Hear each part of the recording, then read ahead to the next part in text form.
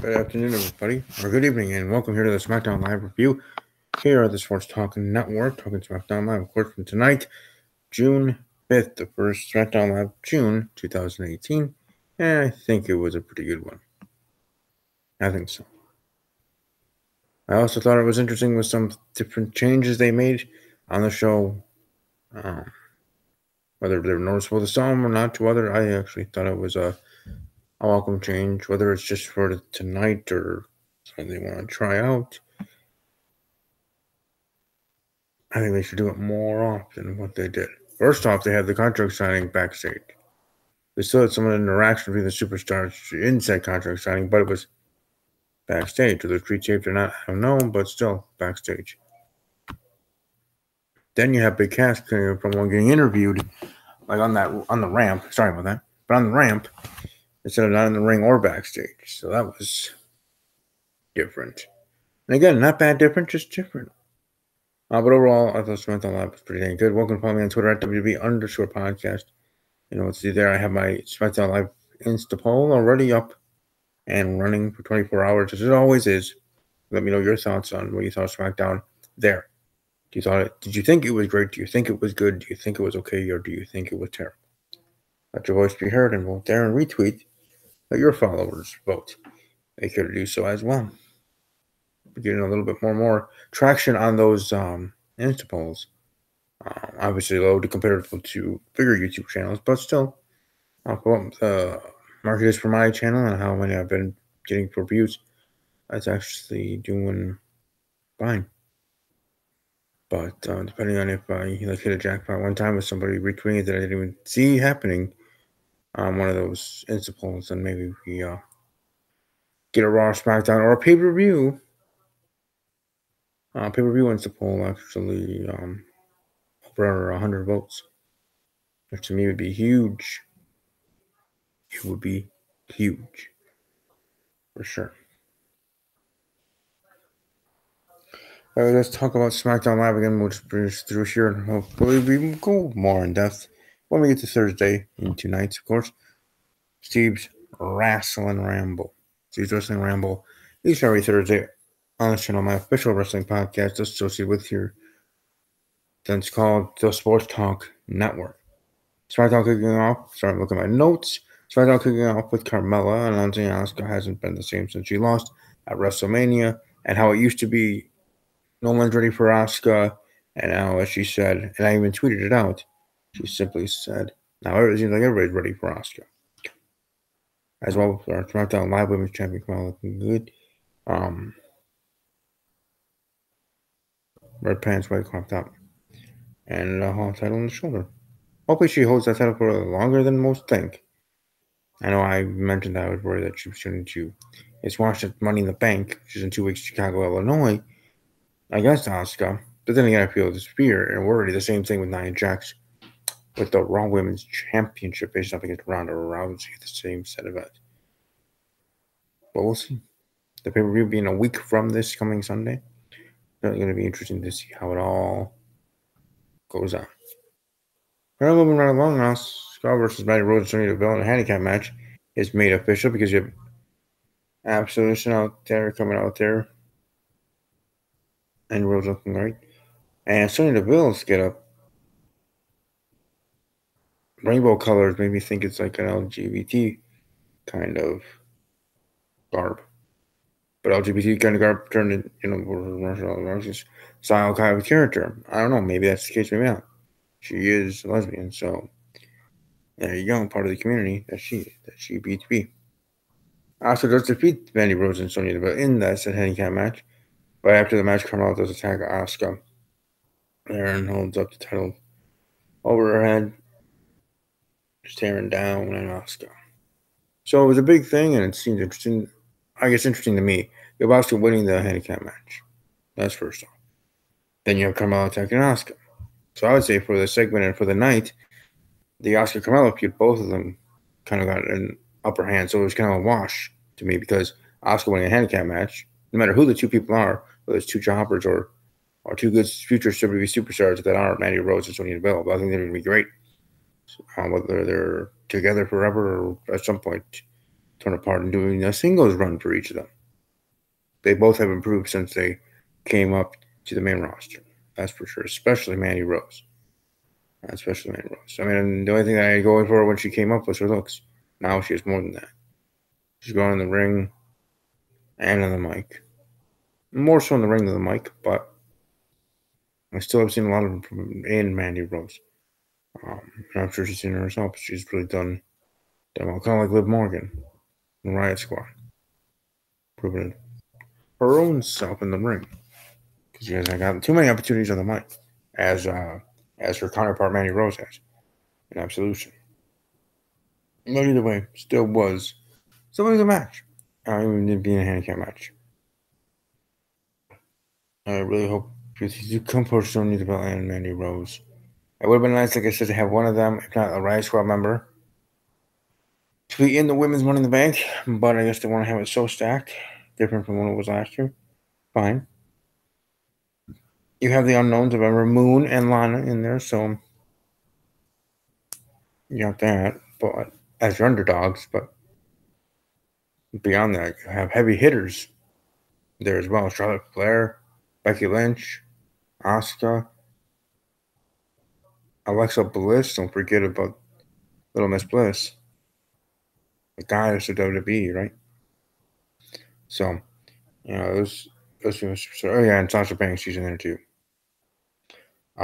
But those people superstars, heavy hitters, and the one in the being Charlotte Flair, but it would have been nice to have a Riot Squad or Absolution member part of the match. I think they earned it, deserved it, and I think it would have been nice to have one of them in there. Whether in the end they were going to win, and if any of them were actually in this match, I'll say right up front here, I would have predicted them. I mean, I know I was already on record a couple weeks ago saying that I was gonna go with Riot Squad leader there to win the thing, Ruby Riot. But obviously she's not in there. Right now, my heart's saying Alexa Bliss wanting to win this thing. My head's saying probably will be a SmackDown superstar. But we'll have to see how everything works out. Remember, last year it was only a SmackDown live show, so obviously SmackDown guy, SmackDown female won. Obviously, because it was a SmackDown live exclusive event. Now it's a dual branded. Now it's a top 5 WWE show. It's part of now the Big 5 of WWE, which means 5 hours of show. If I remember that correctly, being announced a couple of months ago. But I think even before WrestleMania, if I'm not mistaken. Before my 30th birthday, before WrestleMania even happened there, and in late March, early May, or early April. Anyways, moving right along, the New Day tricking The Miz to put his hand in pancake mix because The Miz was thinking he was putting his hand in a hat that had all 3 names. The New Day, they switched it out and they blindfolded The Miz, and that instance. I think they're going to hold it all the way to the pay-per-view itself, to the last very moment.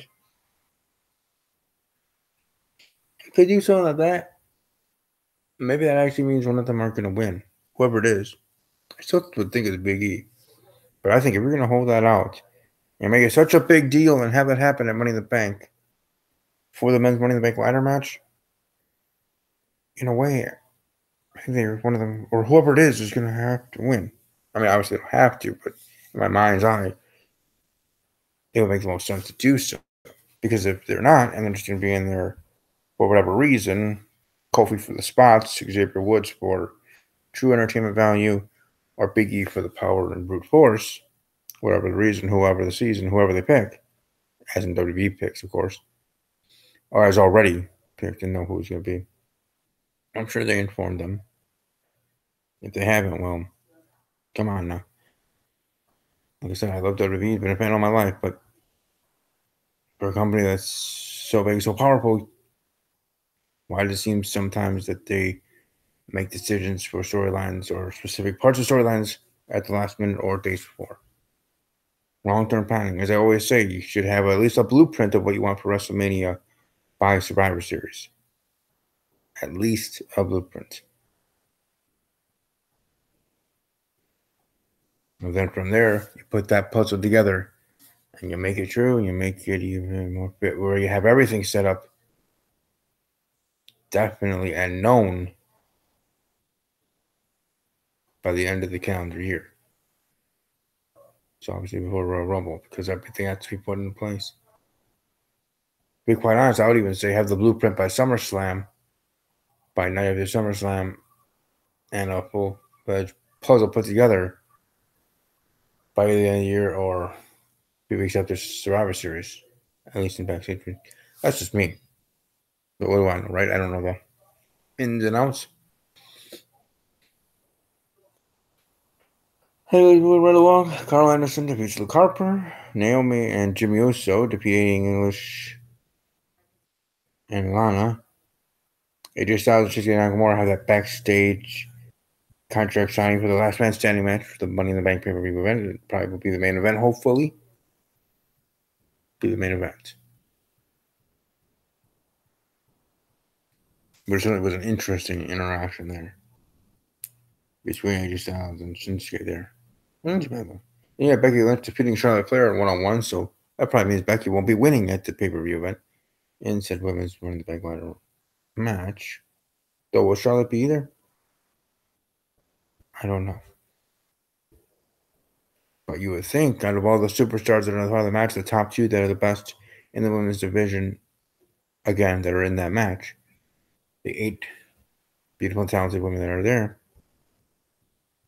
they're still nice, most of them. Most of them still wear, what they do with their, or some people call costumes, but actual ring gear. Not revealing, but still show their own skin. I think there's only a few of them that are, I'm trying to think, only 2 that I can think of that cover up totally. Couple that have ring gear that in certain areas. Especially, remember when someone raised her get up? Yeah. Anyways, point is, a Charlotte Flair, I don't know, and then again, we see pictures from anyway. But I really would like, I probably would think, that with the 2 best that are in that match, of the 8 women, being Charlotte Flair and Alexa Bliss, it would be nice to either one of them to win. But it probably would be something maybe different. And for the goof, and to be quite honest, to see Twitter reaction, I would actually want to see Lana win. Just to scroll up and down Twitter. Or mentions I would get, or tweets I would get about it. But I don't know. Would be interesting, entertaining.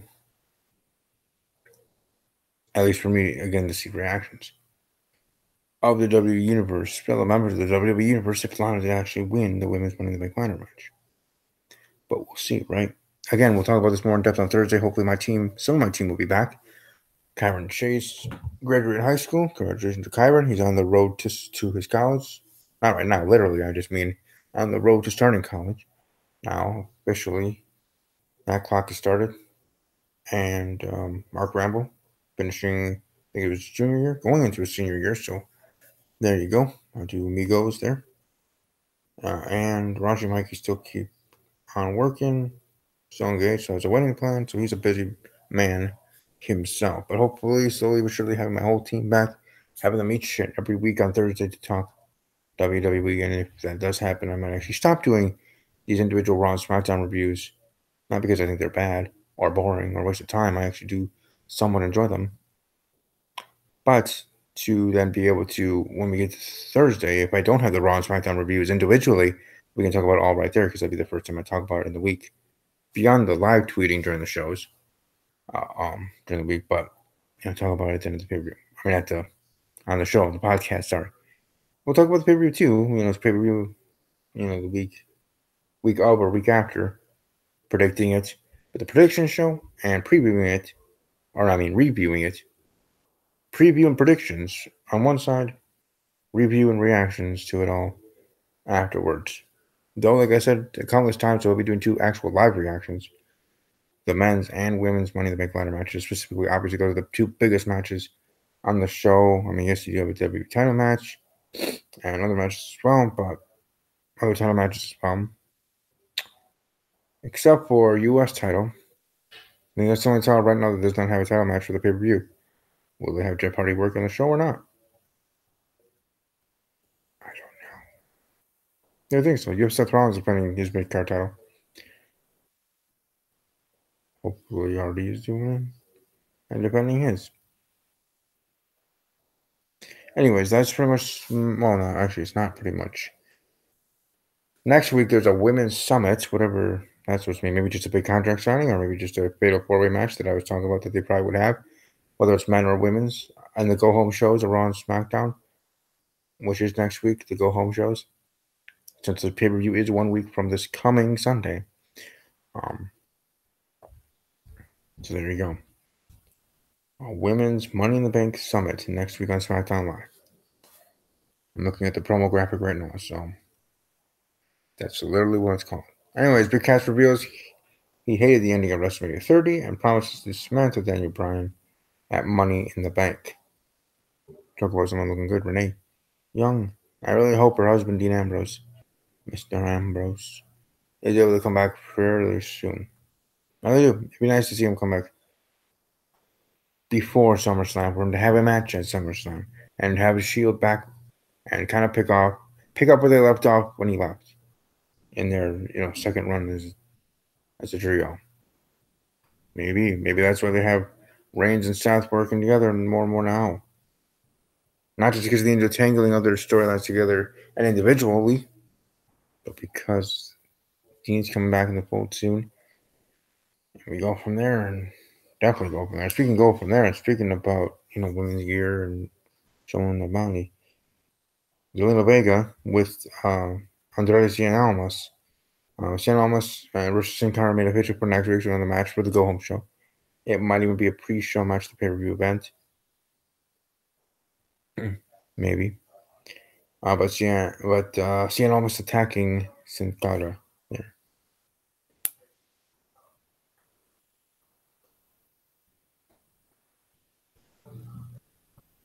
And in the main event, we had the New Day defeating Rusev, The Miz, and Samoa Joe after Rusev and Joe walk out on The Miz after accidentally threw pancakes at them, which is whatever.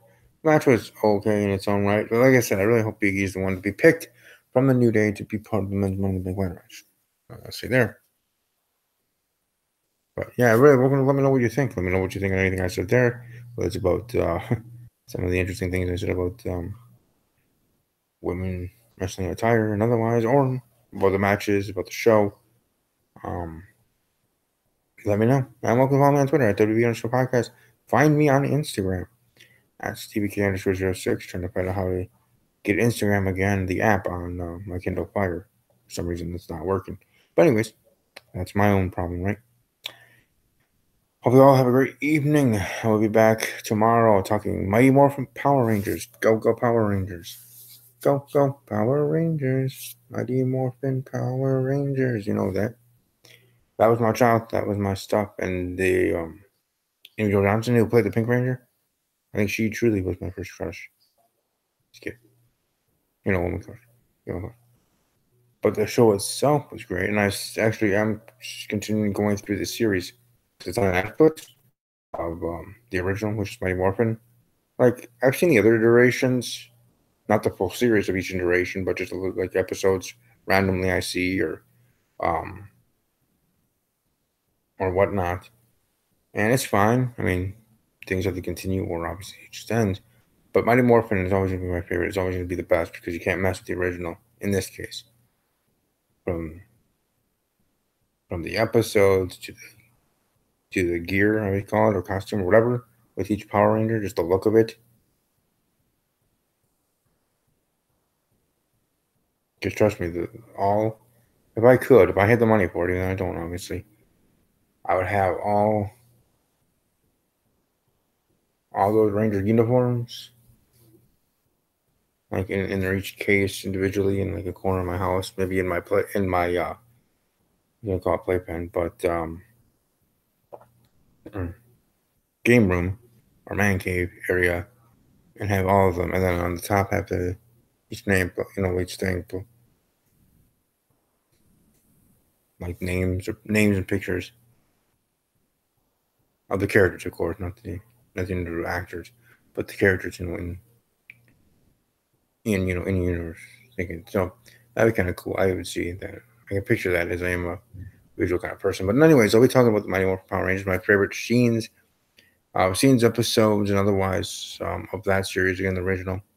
And then Thursday, like I said, I'm doing that Steve's Wrestling Ramble that I do each and every week.